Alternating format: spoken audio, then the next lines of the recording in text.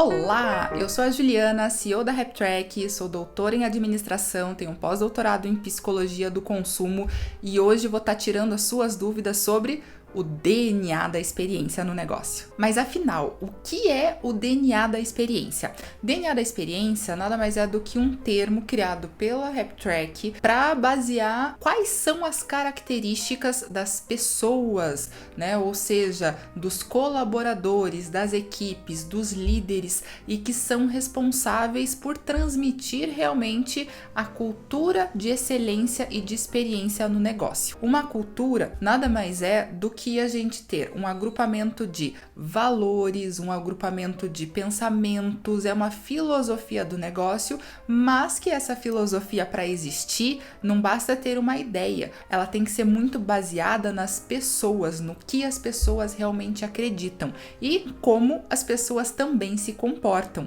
porque cultura nada mais é do que a gente conseguir materializar não só o pensamento, mas um pensamento através de ações.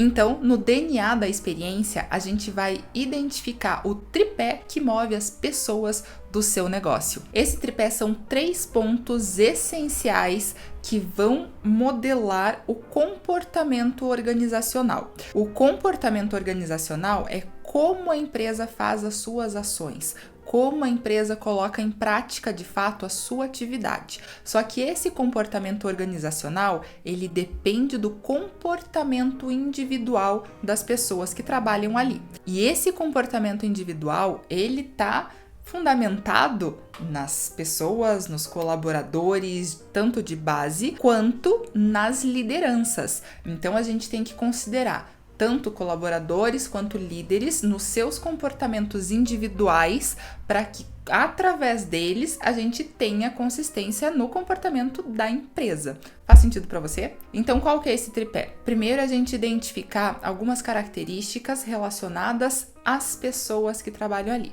E essas características estão longe de ser sexo, idade, onde trabalha, quanto tempo de empresa, né? Isto não é o essencial, ok? Porque o essencial é a gente conseguir identificar a capacidade dessas pessoas a se predisporem a estar num ambiente de excelência e de experiência, que é muito baseado num ambiente de turbulência, num ambiente de mudanças, num ambiente que é focado em progresso. Ok? E nesse ambiente focado em progresso, a gente fala muito na questão da inovação. Inovação e excelência da experiência estão muito lado a lado. Por isso, o primeiro fator para a gente analisar desse tripé do DNA da experiência é o comportamento inovador. O comportamento inovador nada mais é do que como as pessoas se comportam face a mudanças que podem existir ali no negócio. E está muito baseado na capacidade de criação de novas ideias, na capacidade de mobilização das pessoas, incentivo das pessoas com quem trabalha e na capacidade de colocar em prática, de implementar realmente essas novas ações, né? Então, uma mudança, uma inovação, né, algo que seja novo para a equipe e, consequentemente, para o cliente, vai estar dependendo do quê? Dessa capacidade da empresa conseguir pensar, conquistar mais pessoas a pensar dessa forma e a colocar em prática. Sem isso, a gente não consegue ir para frente. Isso é muito baseado no individual de cada um. O segundo ponto fundamental do DNA da experiência é a orientação para o mercado. Aí você deve estar se perguntando, mas por que eu tenho que pensar na orientação para o mercado e não orientação para o cliente, já que a gente fala de experiência do cliente? É que orientação para o mercado ele é maior do que a orientação para o cliente. E por que é maior? A orientação para o cliente é uma parte que está dentro da orientação para o mercado. A orientação para o mercado é a base da estratégia da empresa, porque é a capacidade da empresa, das equipes que estão ali na empresa, na verdade, de pensar no processo de criação dessas estratégias e a forma delas fazerem negócios. Por isso que está muito mais inerente a gente conseguir pensar nesse todo quando a gente trabalha com experiência do cliente focado em estratégia do que só pensar no cliente. Por quê? A gente tem que considerar o que forma essa orientação para o mercado.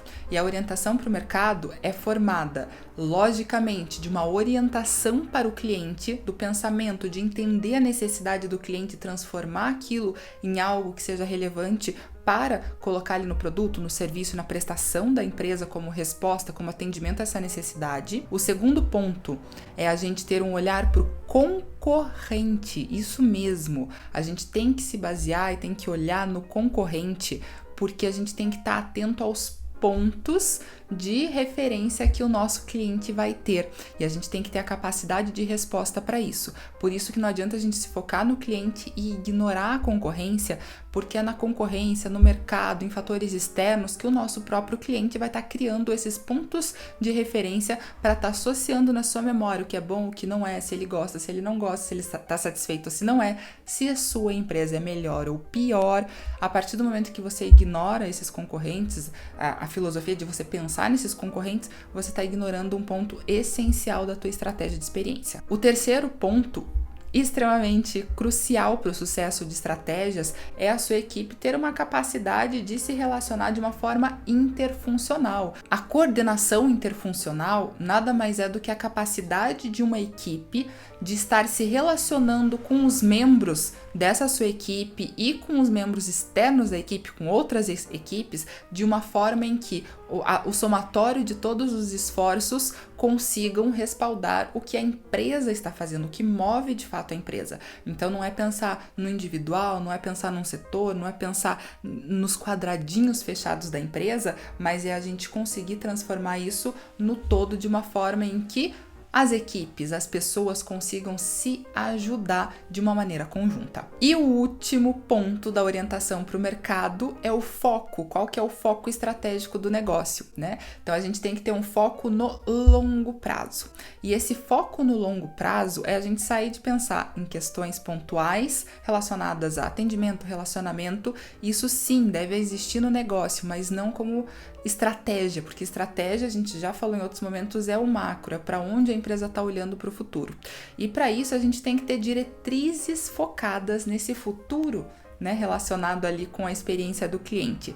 Então é onde a gente vai estar avaliando as diretrizes do negócio, para onde o negócio está apontando e qual que é a capacidade das pessoas estarem acompanhando de fato essa filosofia. E aí no terceiro ponto que a gente tem no tripé do DNA da experiência aqui na HapTrack é verificar a cultura do negócio centrada no cliente.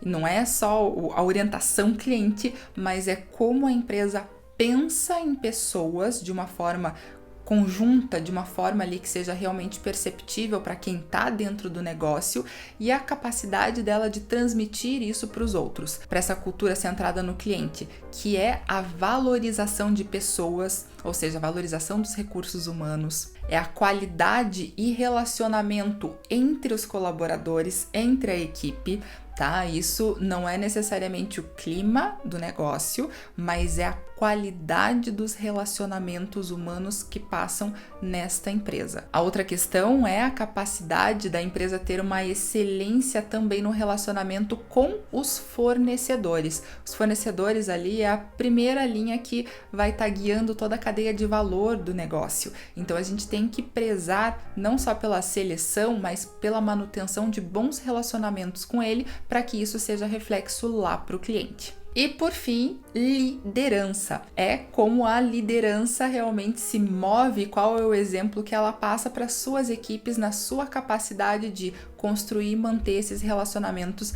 de uma forma saudável e competitiva. Então, esse que é o nosso tripé do DNA da experiência. Então, esse que é o nosso DNA da experiência, que a gente vai estar vendo esse tripé essencial que vai formar todo o comportamento do negócio em torno da criação de um negócio de excelência e com foco na gestão de experiências de fato. Então, só para a gente finalizar e para você desmistificar, experiência do cliente ele não é focado só no cliente, está muito longe disso. Experiência do cliente é baseado num relacionamento superior com os diversos públicos que influenciam na cadeia de valor do negócio. Por isto, a gente tem que se preocupar sim com colaboradores em primeiro plano, ou seja, é a gente conseguir empoderar pessoas, é a gente se preocupar com os concorrentes a partir do momento em que a gente sabe, a gente conhece, a gente quer ter informações sobre eles para ser mais competitivos e conseguir oferecer algo melhor para o cliente, e também com a preocupação que a gente tem com os relacionamentos com os fornecedores, ok? Então, espero ter esclarecido para você o que é o nosso DNA da experiência, termo criado pela HapTrack, que vai estar baseando todos os comportamentos individuais e organizacionais focados a construir um Business of Experience, ou seja, um negócio de experiência de fato. Abraços, vejo você no próximo conteúdo.